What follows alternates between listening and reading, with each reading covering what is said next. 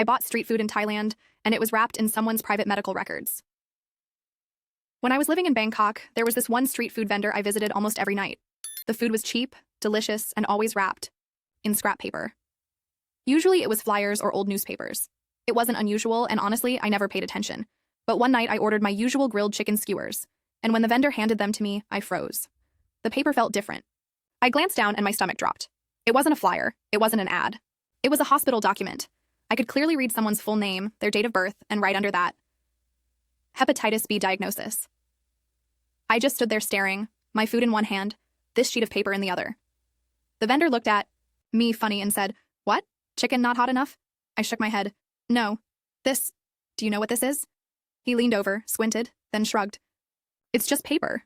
Cheap. Good for wrapping." But it wasn't just paper. In my hands was somebody's private medical history being used like trash. On the walk home, my brain wouldn't shut off. What if this was my record? What if everyone could see my personal health details just because someone wanted to save a few baht on food wrapping?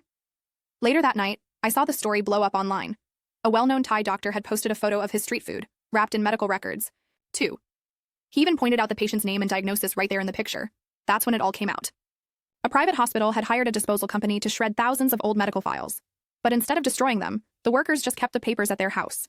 Somehow, those documents got into the hands of street vendors, who used them as free wrapping paper.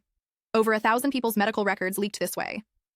I imagined the poor people who trusted that hospital, only to have their most private secrets passed out with fried chicken on the side of the street. A week. Later, the hospital was fined about $37,000. But honestly, that didn't feel like justice. No fine can erase the humiliation of knowing strangers literally ate dinner off your medical history. I'll never forget the vendor's shrug. "It's just paper," he said. But to someone else, that paper was their life, their identity, their health. And to this day, I still check what my food is wrapped in before I even think about taking a bite.